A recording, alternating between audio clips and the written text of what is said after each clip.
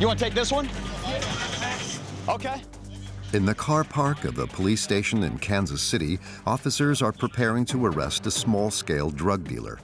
A supposedly banal operation. However, they are dressed as if they're going to war. Bulletproof vests, helmets, and assault rifles.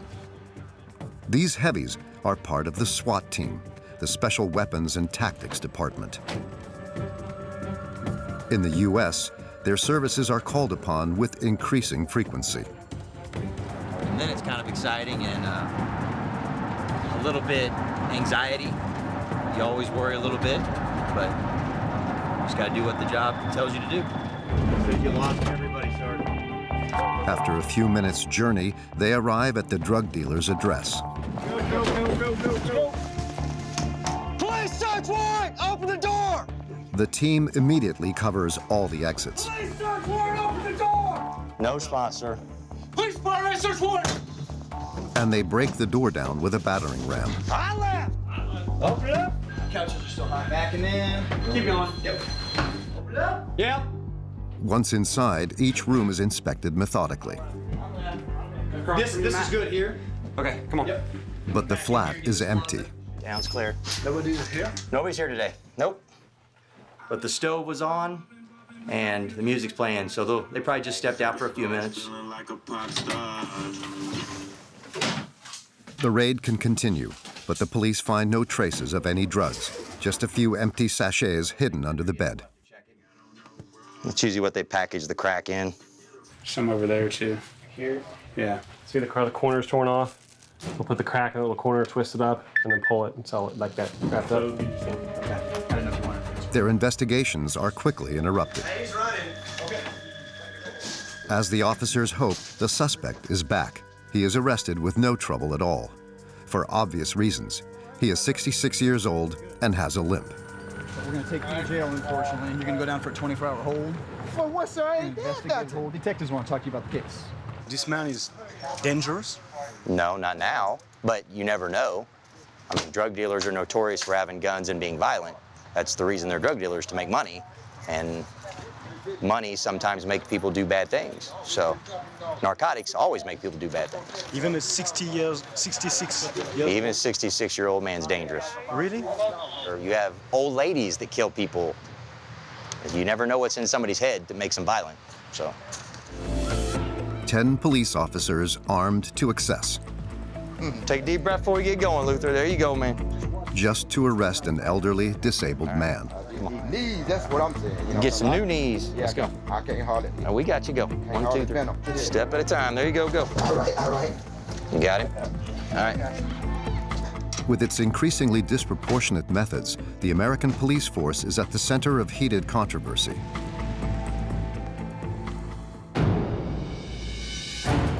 Forces of order with military appearances, heavily armed. The U.S. discovered a new side to its police force during the Ferguson affair in August 2014. Riots broke out following the death of a young black man killed by a police officer. Demonstrators were met with armored vehicles and men in combat gear armed with assault rifles. The militarization worried the president at the time, Barack Obama. You know, we've seen how militarized gear can sometimes give people a feeling like there's an occupying force as opposed to a force that's part of the community that's protecting them and serving them. But this overarmed police force did not come about by chance. For years, all over the country, police stations have been accumulating military material thanks to a program in the Pentagon which authorizes them to recuperate equipment the Army no longer wants for almost nothing. A new Bell helicopter is about $3 million. $500 is what it cost us for this one. Overarmed and more violent. In 2017 in the U.S., nearly 1,000 people were killed by police. Scaled to the population, that's 20 times more than in France. Often caught on camera, the violence of these blunders is available for all to see. How can these mistakes be explained? In the USA, the police are trained to overreact. And in some training sessions, they're even taught to kill.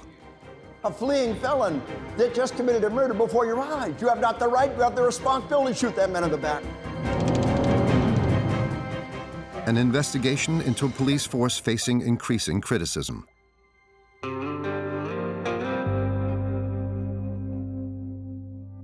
South Lake Tahoe, 20,000 inhabitants in the San Francisco region of California.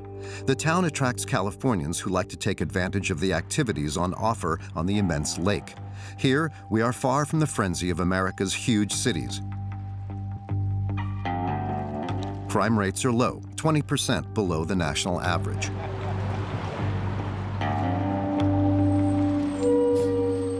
However, you might come across this 18-ton steel monster on the streets. This heavily armed truck is an MRAP, an American Army combat vehicle.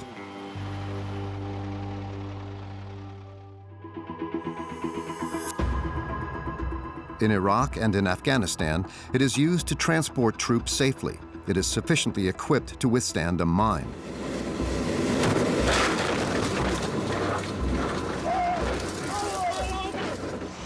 And from its gun turrets, the GIs can machine gun the enemy. The police in South Lake Tahoe got it from the Army and gave it a makeover. Agent Brandon Auxier is its appointed driver. Operates like a normal commercial truck. So it has a transmission box, ignition, air brakes, lights, horn. The extra stuff is the police radio. We have a camera to the rear, the lights, the siren. The MRAP has also been repainted in black to give it a less military appearance. As for the gun tower, it is no longer equipped with machine guns. And what is it for?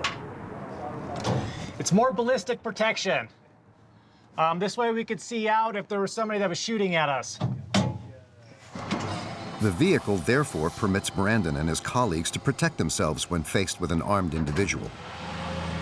You feel safe during the operation? Yeah. Yeah, nobody can get to me.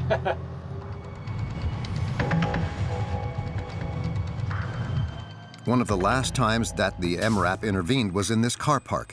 Brandon and his colleagues used it to arrest a car thief armed with a gun. The guy tried to drive away. He backed up, and we positioned us closer behind him and bumped him. And then he tried to go forward. His car got stuck, and he got out of the car and took off and tried to run. The thief, injured during the operation, was finally overpowered and arrested. But the police only use the MRAP a few dozen times a year. Therefore, some inhabitants have some questions. Walking down the street and seeing this tank come by. Well, it's not a tank. Okay, I thought, my God, what happened? So I'm still not, why were we chosen for this gift? Because it's bulletproof. Yeah? And so if we encounter anybody armed with a gun, it keeps everybody safe. But it's a pretty shocking It is. It's presence. big. It's big, and that's one of the benefits of it, is it's such a presence that if we have a guy held up inside of a house and he doesn't want to come out, when we show up with that, it kind of scares him a little bit. The guy with the gun is more keen on coming out and surrendering to us because we have that, and it's so intimidating. Well, if it's for intimidation, it works. That's it. It's for intimidation and protection. Okay, yeah, great. Well, thank you. What do you think? I understand the reason behind it now that you've explained it, but I still think it's overkill for Lake Tahoe. In order to convince her, Brandon has an irrefutable argument. That was free. Well, that's also yeah. a good thing to know. I was Exactly. wondering, is that where my tax money is going to? That was free. That was free. Okay. New, this vehicle is worth around 600,000 euros. So how did this little town get hold of it without paying a dollar? In the US, there is an astonishing protocol, Program 1033. It authorizes the premier army in the world to pass equipment on to the police when it is no longer needed. This surplus is stocked in giant depots. There are 100 of these throughout the country. Inside, there is everything. Microwaves, computers, and even exercise bikes. But also combat gear, glasses for night vision, assault rifles, and an armada of military vehicles. Since 1995, the date of the program's creation, $6 billion of material have been transferred to the police. Today, you can come across tanks in deepest America.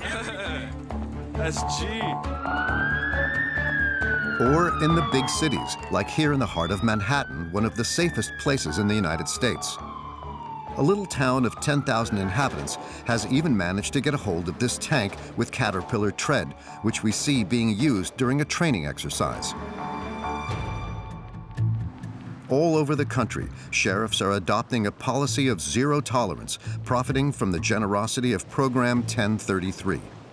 This is the case in Florida, in Brevard County near Orlando.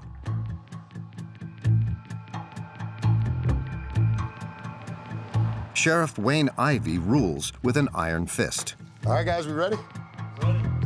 When it comes to tracking down low-level criminals, he is not lacking in imagination.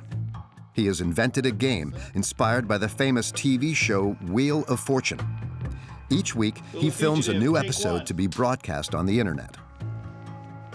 Hello, everyone. I'm Sheriff Wayne Ivey of the Brevard County Sheriff's Office, and you guessed it. It's that time of the week where we give this wheel a big old spin. Whoever it lands on, that's who we're going to ask our citizens to help us arrest this week. Now, you know how this works. We got 10 fugitives on our wheel. Whichever one it lands on is our fugitive of the week, but the other 9 are ready to go to jail, too, and we got room for them at the Brevard County Jail. Let's give the wheel a spin, see who this week's going to be.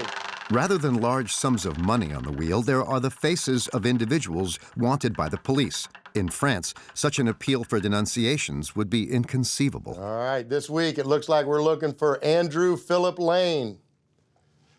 Now, you know, if you know where Mr. Lane's at, you can call us by going to Crime Line at 1-800-423-TIPS. You can send us an email at wheeloffugitive@bcso.us, or you can send us a personal message on our Facebook page. Either way, Mr. Phillips, you know, or Mr. Lane, you know what you need to do is go turn yourself in. It's the man thing to do. Man up, go turn yourself in. Our team's waiting on you. They'll book you in. They'll get you to a nice hot cot and some nice meals out there. Well, all right, the meals aren't that great, but do the right thing, man up. As always, thank you for your incredible support of the Brevard County Sheriff's Office, and we'll see you next week on Wheel of Fugitive.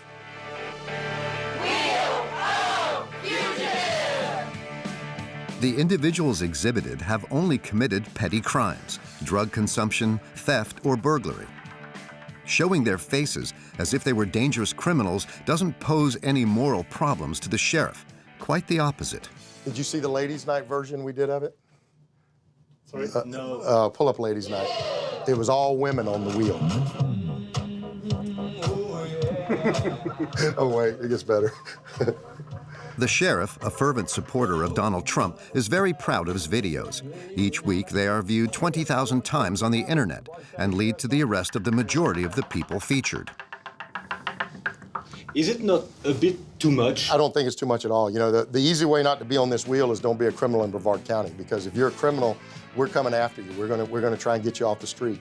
We're gonna be as aggressive as we can in getting criminals off the street. Obviously, we're doing it the legal way and the right way and the professional way, but at the end of the day, our goal is to get criminals off the street. And in order to arrest them, thanks to Program 1033, the sheriff has a formidable arsenal at his disposal. This arsenal is a flotilla of 5 helicopters ready for takeoff 24/7 to track fugitives. A luxury when you consider the price of these toys. If you were to buy an aircraft now, it would probably be, a used one would probably be maybe $500,000 or $600,000. A new one, a new Bell helicopter, like a model like a 407, which is a little bit bigger than this one, about $3 million. So And this one? $500 is what it cost us for this one. $500 just for the delivery. The helicopter itself was free. John Coppola, the head of the unit, is responsible for the day-to-day surveillance of these machines, because some of these helicopters, like this one here, have seen combat in war zones. No guns on it anymore, you know, but you could see over here, it's been shot all through here during Vietnam War. Bullet hole. This is all this is all patches. It also went to Desert Storm in 1991. These machines may not be young, but they are equipped with the latest cameras operated remotely from the cockpit. The helicopters make nearly 1,000 outings each year, and in 70% of cases in the pursuit of fugitives.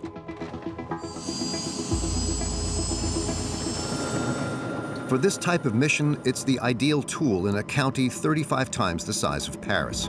As you can see from a helicopter, we're up at 500 feet right now. We get a beautiful view of the area. We're looking for a vehicle, searching for a car, a typical type of car. We can pick it out pretty easy from the air. So the helicopter basically what it's doing is it's your odds to being able to apprehend people and doing it a lot more safer. Police officers on the ground call the pilots as soon as a suspect attempts to escape, and it gives rise to some spectacular chases. Like this one here, where a man is driving at breakneck speed in a stolen vehicle. He's back on the highway? Stand by. All right, he got off the exit. All right, he got off on the exit, guys. He's probably going to end up going eastbound on 528. The helicopter pilot masterminds the hunt. He gives live updates on the position of the car to his colleagues on the ground. He's on 501. Still got him, Bern? Still got him. He's in the other lane now. He's in the incoming lane. Despite all the risks this reckless driver takes, he is captured 15 minutes later. Nighttime, too, the fugitives' efforts are futile. They're stopped. They're off on the shoulder. And the emergency lane, slow down unit coming right up behind you. They're running across the interstate. Impossible to escape the thermal imaging camera, They're running into the wooded area there where the which can find them even in the dark. When the helicopter intervenes, the suspects are arrested nearly every time. Impressive machines for which the spare parts could cost a fortune, but once again, everything is free. John can simply order them from the Army site, where all the materials offered by Program 1033 are listed. So it's not just aircraft parts. I mean, here's goggles. There's things that showing you different things that are on there. There's everything on it. They don't even have to go anywhere. It's like going shopping on eBay. To get hold of an item, he just has to fill out a simple online form. If you're looking for a Humvee, so I have to write why I want it, and then I send it to them, and then it goes up through a chain of people, and then it'll send me back a notice saying you have the part. And then either I make arrangements for the shipping, or in some cases, they ship the part. It all depends. It's pretty easy. Very easy, yeah. This free aerial flotilla is a blessing for Sheriff Ivey. Like all sheriffs, he is elected by his fellow citizens and spends his days meeting them here in a retirement home. Thanks to gifts from the 1033 program, he is able to apply his security policy without hiking up taxes. He watches the money. He's good with a budget, you know, and all that. He watches the money. He doesn't spend, you know, he spends what needs to be done, and that's it, yeah. So it doesn't matter who you are or what you do. If you committed a crime, he's going to get you. Yes, I like him very much. He got my vote. Brevard County is one of 8,000 police forces out of a total of 18,000 countrywide to profit from American Army surplus. But Program 1033 is not the only way for the forces of law and order to arm themselves. Direction, California. San Francisco Bay, the birthplace of hippies and peaceful activism. For the last 10 years, however, it has also been the site of an annual competition between elite police officers. Its name, Urban Shield.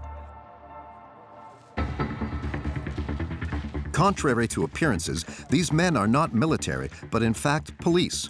Urban Shield welcomes 30 representatives from SWAT teams who will compete for 48 hours non-stop. Day and night, they must resolve various catastrophic scenarios. Hey, slow. Stop, hold what you got. Imprisonment in a house. Hey, we're moving. Exfil, we're out of here. Shooting in a nightclub. Here, they must end a hostage situation which has gone wrong. Copy, that's a total of 4 down, 4 down. Help me! They're shooting people!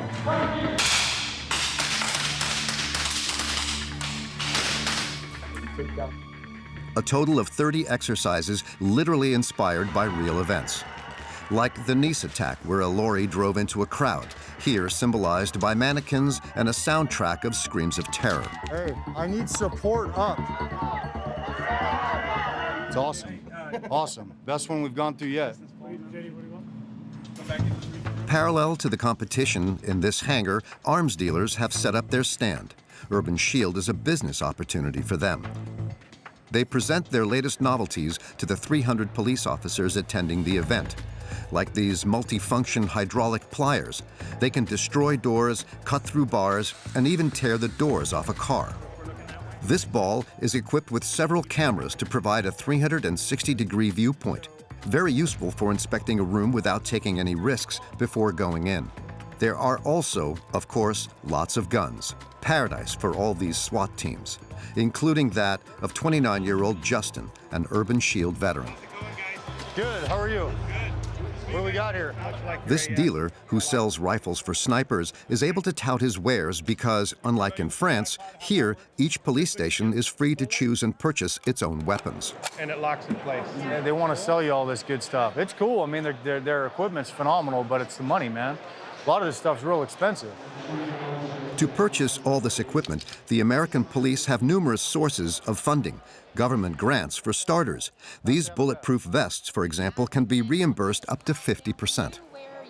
The armor's in this? Absolutely. Right now? Yeah. No kidding? Yeah, 3A. Yeah. That's cool. The subsidies also apply to firearms. I'm sorry, one more time? How much? $14.60. $14.60? That's nice. There have been some agencies that have used grant money for the purchase of weapons. And also narcotics. Seizure money. Asset seizure money. Asset forfeiture? Asset forfeiture money. It's very common.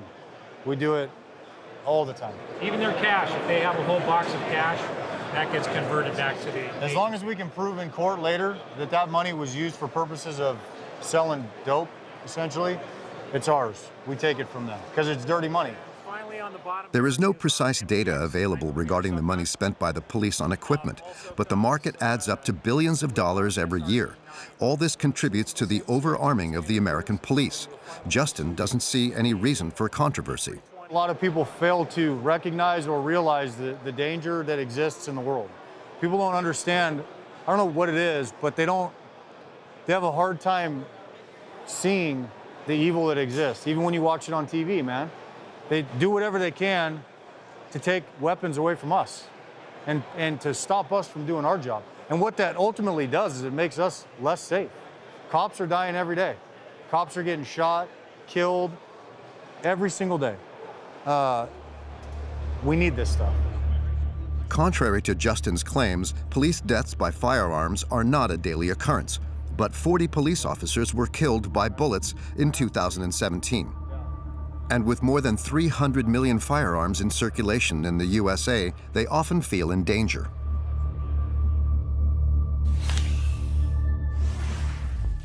Missouri, Kansas City, 500,000 inhabitants. With 149 murders last year, it's the 5th most dangerous city in the US.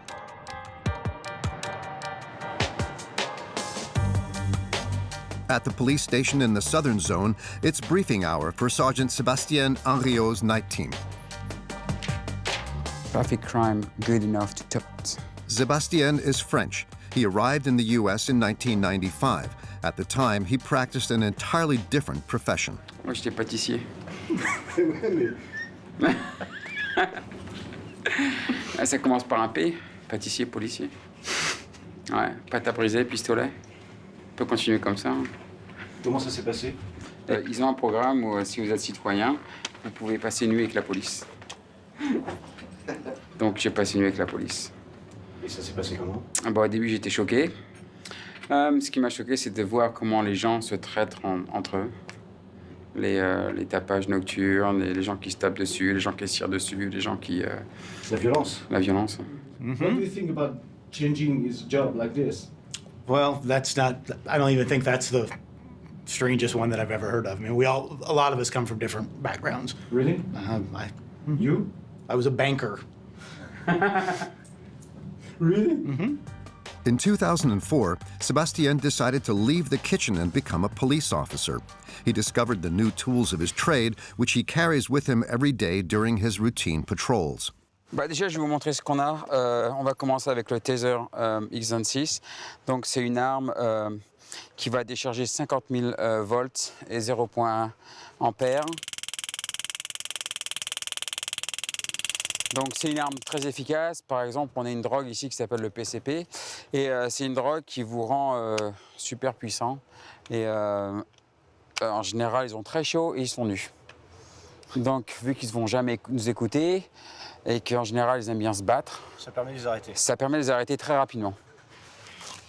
Alors après, Bah, si on va monter en gamme, je vais vous passer après le fusil à pompe qu'on a avec un beanbag. C'est un fusil à pompe avec des cartouches, des petites billes dedans. C'est-à-dire que ça nous permet d'appréhender un sujet qui va avoir un couteau. Au lieu de le tuer, on va le neutraliser avec ça. Ça ressemble à une cartouche normale, sauf que dedans c'est comme une toute petite chaussette avec des billes. Donc ça va faire un gros bleu. Et en général, ils vont lâcher leur couteau, ils vont arrêter immédiatement ce qu'ils font. Donc c'est en fin de compte un fusil à pompe qui est normal. La raison pour laquelle il est orange, c'est pour que nous, en moment de crise, on ne confonde pas avec le vrai fusil à pompe qu'on a aussi dans la voiture. Ça tue pas du tout. As for the weapons capable of killing, they are just next to the driver. Ensuite, on a le fusil à pompe qui est tout le temps chargé avec 4 cartouches. Tout le temps chargé? Il est tout le temps chargé. C'est la cartouche. Toutes les armes qu'on a sur nous sont toujours chargées. Mon pistolet est toujours chargé avec 16 balles dedans. Celui-là, il va en avoir 4. Et ensuite, le prochain arme qu'on va avoir, c'est ce qu'on appelle le R15, qui va contenir 28 balles. Ça va nous permettre de tirer à 50 mètres. Donc ça fait à peu près seulement 4 ou 5 ans qu'on peut les avoir. Avant, on ne les avait pas. Ce qui s'est passé, c'est qu'il y avait de plus en plus de ce qu'ils appellent AK-47, les Kalachnikov dans la rue. Donc en fin de compte, des fois, on arrivait dans des situations où on ne faisait pas le poids. Donc il a fallu qu'on s'adapte à la situation. C'est pas étonnant de se retrouver avec un tel fusil dans les mains? Bah, au début, ça choque, mais avant, on s'y habitue. Vraiment? Ouais, on s'habitue. Ouais. Disons que moi, quand je suis rentré à la police, j'avais jamais touché une arme à feu. Je suis né en France, j'ai grandi en France. C'est juste que j'ai appris à m'en servir. Et maintenant? Ça fait partie de votre quotidien? Maintenant, ça fait partie de notre quotidien. Disons que c'est mon outil de travail. J'ai échangé un fouet contre un R15. C'est la différence. A staggering arsenal in comparison to that of a French police officer, who is usually only equipped with a pistol and a truncheon. Sergeant Henry, it's 5153-12-817, camp check, vehicle inspection completed. Sebastien is on patrol from 4 p.m. until 1 in the morning, weapon always in hand. Ça vous est déjà arrivé, sur une intervention, mais même banale, vous avez été obligé de sortir votre arme? Ouais, ça arrive souvent. L'exemple le plus frappant que j'ai eu, c'est quand j'ai arrêté cette personne parce qu'il avait grillé un stop. En fin de compte, il venait d'Afrique. Et quand je lui ai demandé pour son permis de conduire, ce que je ne savais pas, c'est qu'il s'est directement précipité dans sa chaussette. Alors pour nous, dans la chaussette, les gens portent une autre arme. Donc évidemment, j'ai sorti mon arme et il a eu peur. Et tout ça pour me dire que dans son pays, c'est là qu'ils gardent en effet leur argent et leurs pièces d'identité. Donc il n'était pas du tout armé, mais en effet, il gardait tous ses papiers dans sa chaussette. Mais de la façon dont il l'a fait assez précipitamment. Moi, je pensais qu'il était armé. Donc, vous avez pointé votre arme? Oui, j'ai pointé mon arme, ouais. Ça aurait pu très mal tourner en fin de compte, ouais. Pour tout le monde, parce qu'en fin de compte, j'aurais pu tirer sur une personne qui n'était pas du tout armée. Policing in the U.S. is a career choice which can test the nerves to their limits. All the more so because, unlike in France, they often patrol alone in their vehicles. But this evening, for once Sebastien is lucky, a colleague will accompany him for the last part of his shift. Sebastien gets nervous once night falls. Sebastian gets scared when it gets dark. Yeah, Frenchie. The two men are on the lookout for the slightest suspicious behavior. And at 10 p.m., their targets are the occasional cars driving around the area. On vérifie la plaque d'immatriculation. Il y a un truc de suspect? Tout le secteur est suspect. C'est une zone assez chaude en fin de compte. Vente de drogue, vente d'armes. Nothing. Sebastien has just spotted a car with a temporary license plate. See if it expires or not. He launches pursuit of the driver, who stops immediately. At first glance, nothing in this inspection seems dangerous. However, the two police officers remain permanently on their guard.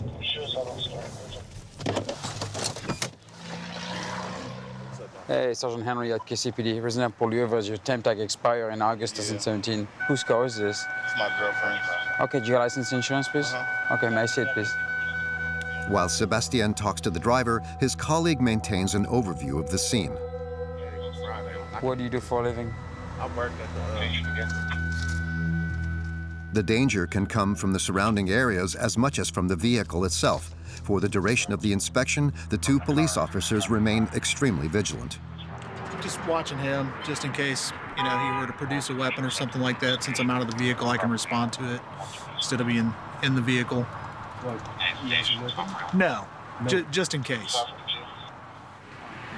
Sebastien and his colleague always keep in mind that 1 in 4 Americans carries a weapon. Have a good night. Yeah. Vous, ça vous est déjà arrivé que des gens soient armés? Oui, bien sûr.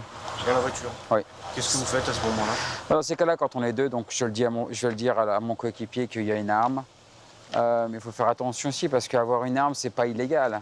Donc avoir une arme qui est dans la voiture et qui est au milieu de la voiture, enfin dans la console, c'est délicat. Donc est-ce que je sors la personne de la voiture ou est-ce que je regarde ses mains? Donc ça va dépendre de la situation en fin de compte. Donc c'est à vous de gérer cette situation? C'est à nous de gérer cette situation. Parce que le problème, c'est si je commence à sortir la personne de la voiture et de l'arrêter, de prendre son arme, ça peut être une violation de ce qu'ils appellent une infraction sur le 4e amendement de la Constitution de cette personne-là. This constitutional right, which allows Americans to carry weapons, complicates the police officers' job considerably.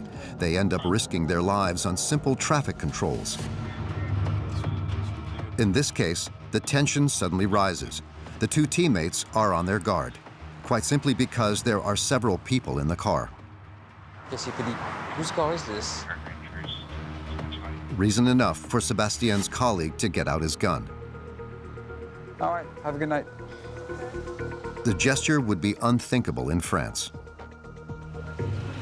Ton collègue a sorti son arme. Parce que c'est une voiture occupée, il y avait 4 personnes dedans.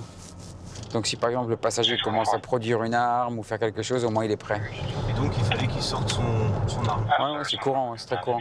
C'est très courant? Ah oui. Il y a tellement d'armes dans ce pays, toute personne est armée, jusqu'à preuve du contraire.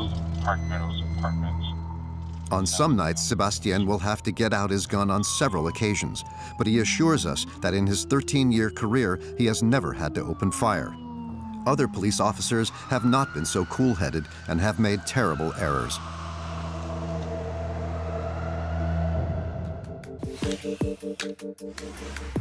Near Minneapolis, Minnesota, a traffic inspection got out of hand. The victim was John's childhood friend.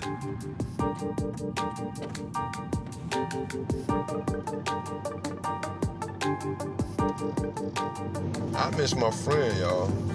I really do miss my friend. His name was Philando Castile.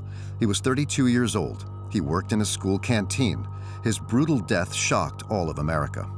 On July 6, 2016, his girlfriend, who was sitting next to him, filmed his agony, broadcasting direct to social media. Stay with me. We got pulled over for a busted tail light in the back. And the police he's covered. He killed my boyfriend. He's licensed, he's carried. The police officer, finger still on the trigger, has just killed Philando. Oh my God, please don't tell me he's dead.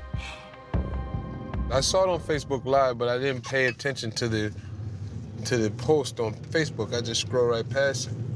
Why you didn't pay attention? Because it happens so often here. I just like, oh well, they did something else to somebody.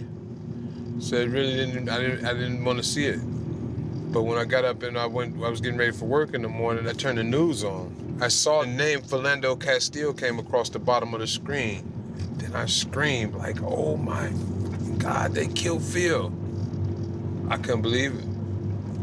I couldn't believe they killed Phil. Just because I know who Philando is. That cop car followed Philando to all the way up here. As soon as he turns his lights on, Philando pulls over. Right here. And he stops right at this spot, exact spot right here.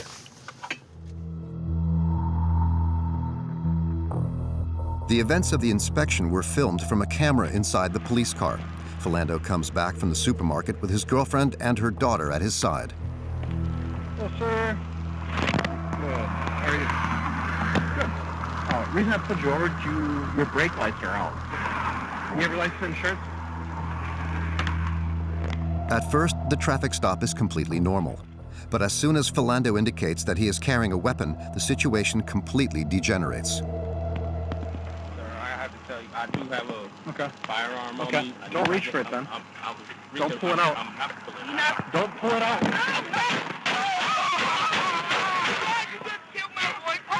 The police officer fires 7 times.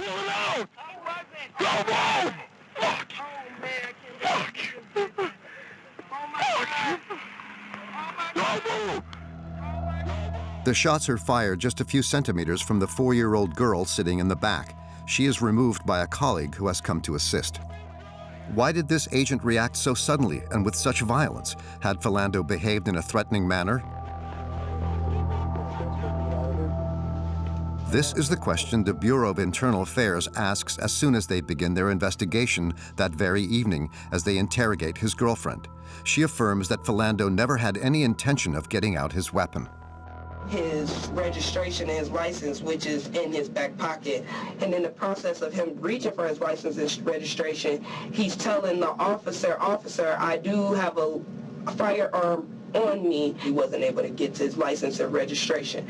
And the officer already with his gun blazing, cocked and everything, don't move, and took off. And that was it. So the police officer had no valid reason to open fire. On the very same evening, the shooter, 28-year-old Geronimo Yanez, also gave his version of events to investigators. He turned his shoulder, kept his left hand on the steering wheel, and then canted his upper body and blocked my view of his right hand. A million things started going through my head, and I thought I was gonna die, and I was scared because I didn't know what he was gonna do. He just had something in his hands, and the first words he said to me were, some of the first words is they had a gun. And I thought he was reaching for the gun. I thought he had the gun in his hand, in his right hand. And I shot. I shot him. I kept watching him. I just remember that. Seeing anything in his hand? I don't remember seeing anything in his hand. Okay. Geronimo Yanez was put on trial for involuntary homicide. His trial began a year later. In court, his lawyers affirmed that he believed he'd seen a firearm in Philando Castile's hand. This argument was enough to acquit their client, because in the U.S., the law permits police officers to shoot as soon as they feel threatened. What he saw at that second, and what he saw was this man carrying and having a gun in his hand ready to shoot him. And under the circumstances and under our law, he was entitled to shoot back. If they have a reasonable belief that there is a gun, they are entitled to shoot. And it happens all the time. Mistakes are made that there is not a gun. It might be a cell phone.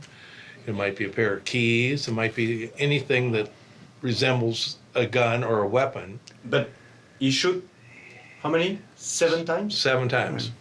They're trained to shoot. Okay, once the officer's trained to remove the threat, and there is no impediment or no training that they receive that requires them to shoot once or twice. They can shoot 7, and I've had cases where officers have shot more. So, do the police have a license to kill at their disposal? In any case, because of this law, very few are convicted in the courts. But how are these forces for order, more and more heavily armed, being trained? Exactly what rules are taught? In Kansas City, the police academy accepts candidates straight from high school, but the majority have a university degree.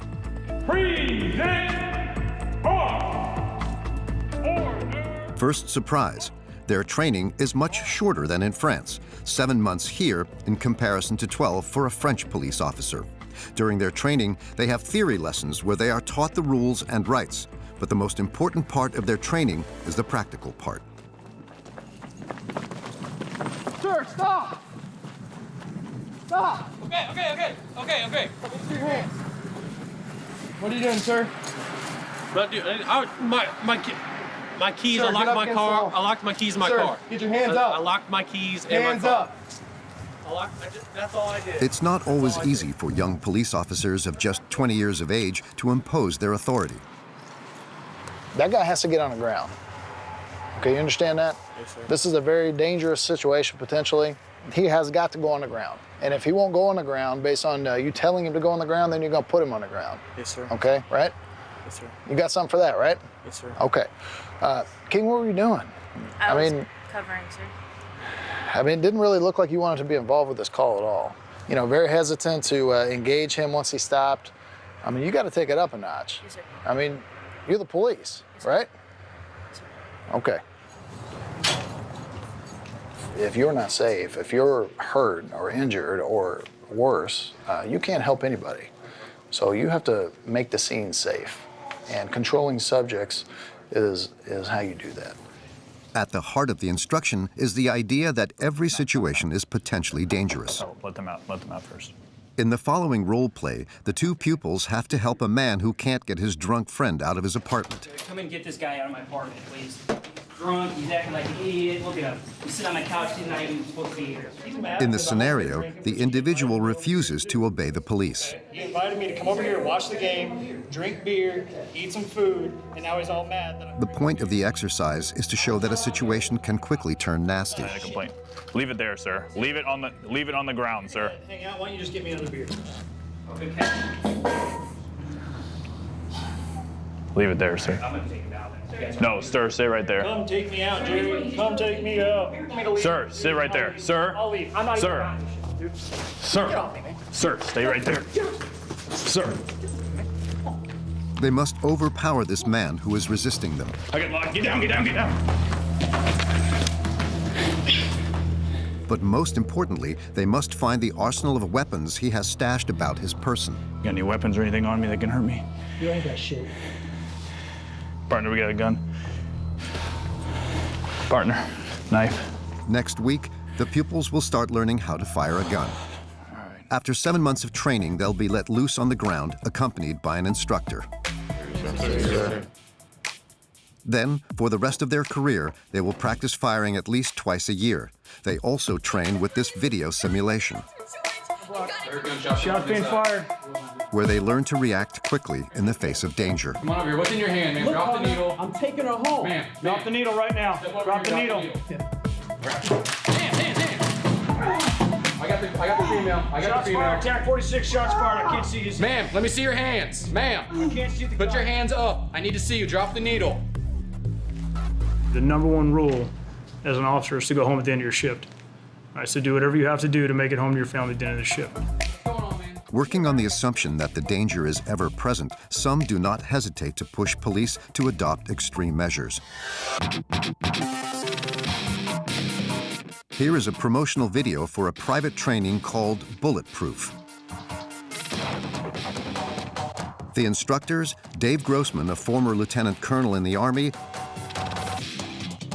and Jim Glennon, a retired cop.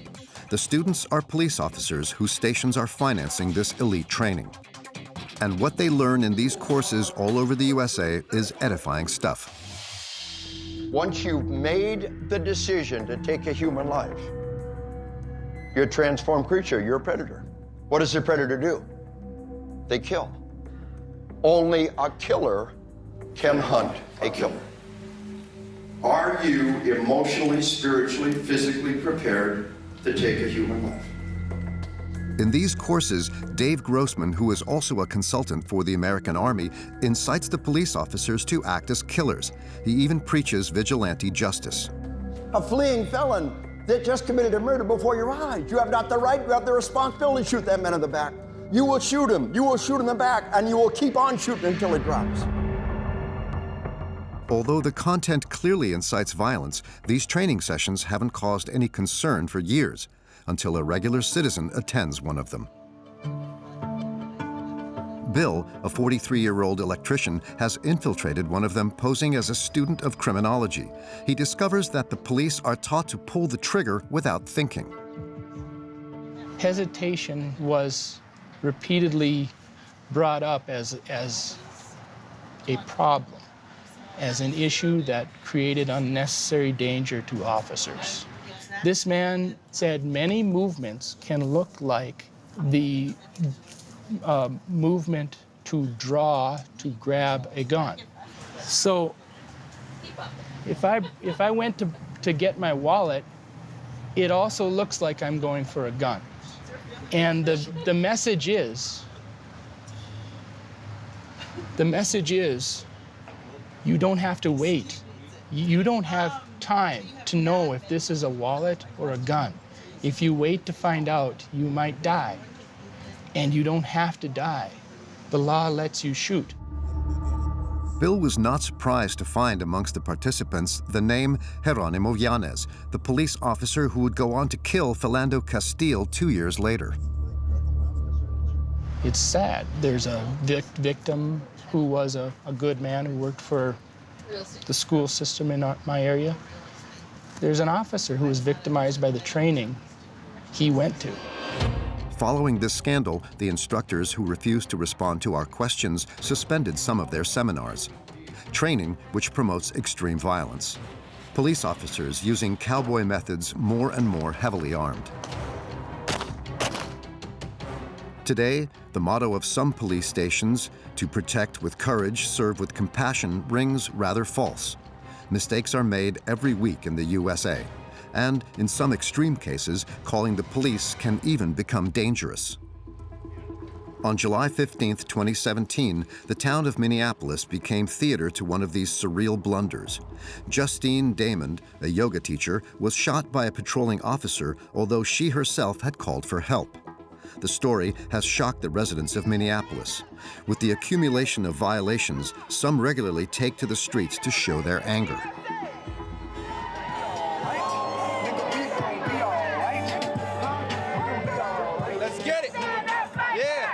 Violence in America, none of it should be justified. No violence. White on white, black on black, police on anybody. No violence should be justified. Let's unite and make peace, not war. So, to stop this violence, activists think they have found the solution. His video equipment always to hand, 33-year-old Andrew Henderson is part of Copwatch, a vast movement to monitor the police which began in 1990 and is growing in magnitude.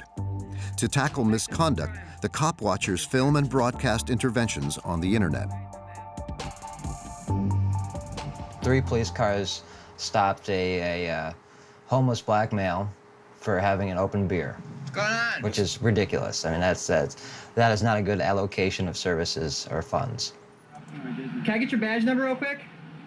For 8 years now, Andrew has been publicizing the names of officers who break the rules. I think that there's a lot of military culture in police departments nowadays that we didn't see back, 20, 30 years ago. I think there's a lot of militarized training that confuses police officers or tends to lead them down the path to believe that they have to be violent to enforce laws. There's this lie out there that every day could be a police officer's last. More police officers die from car accidents not going on to the scene of a crime or not in the pursuit of a suspect than they do from being shot or stabbed by a bad guy, by a suspect or whatever. But they get this training that makes them believe falsely that they're in danger with every traffic stop they make, that people are out to get them constantly, which is completely untrue. In Minneapolis, it's especially at night, when the party people leave the bars, that police presence intensifies. For Andrew, as well, it's the best moment to play Copwatch. And as a cheeky gesture to the authorities, he tracks their mistakes in an old police car bought secondhand.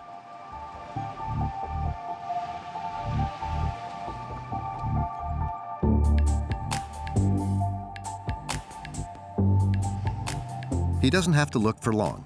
After a few minutes, he comes across a police inspection. Trying to park over here. Ready? Make sure everything is going smoothly, that the situation is being handled properly. So right now we got squad 112. It's 11:05 p.m., September 21st. The officers shine their lights at him immediately. And what they do with this is they try to block your view. By shining that light on you, it's to hide their identity. So I can't see them. And they'll often do this, where they don't want to be seen, so they're shielding themselves from the view of the camera. If the situation degenerates, Andrew has everything set up. He launches a second recording on his phone, which is automatically stored on a server. So no matter what, even if they take both my cameras, I'll still have a backup copy of this as soon as I get home. But for now, the situation remains calm. There is no one in the car. The only development is the arrival of a recovery truck, then a police officer interested in the camera. Just exercising our First Amendment right. I'm absolutely sorry, I can't. We're just exercising our First Amendment right just to film. Okay. Yeah. Just so we're clear, Yep. you got to be in public space, so you can't be on private property Yep. unless you're working for Yeah, us. I'd step on the sidewalk. Andrew politely obeys and moves a few meters to the exterior of the parking lot, but he has made the mistake of parking his car there. The police he has filmed are going to spot it. And they will take advantage of it to teach him a lesson when he tries to get it back. This lot is strictly no trespassing. Get back on the sidewalk. I'm getting my car. You cannot get your vehicle. This lot is strictly no trespass zone. I want to get my car back. Please step back on the sidewalk. I want my car back. Andrew is caught in a trap. He calls for backup from a friend who is a lawyer in charge of an association against police violence. She arrives 5 minutes later, and it is her turn to try and go to negotiate. Please do not come into this parking lot. Get back on the sidewalk or you will be tagged. What's the reason? Okay, I'm gonna call 911 and be done with this shit. Actually, I'd like to speak to Minneapolis Police 911. Thank you. The lawyer calls someone in charge and finally manages to unblock the situation. A few minutes later, one of the officers comes to meet them. Whose vehicle does that belong to? That's mine. He allows them to take back the car. Although this time everything finished well for Andrew, the trust that Americans have in the forces of law and order is not about to rise. Only 13 police officers are currently being prosecuted by the courts, despite 1,000 people who were killed by the police last year.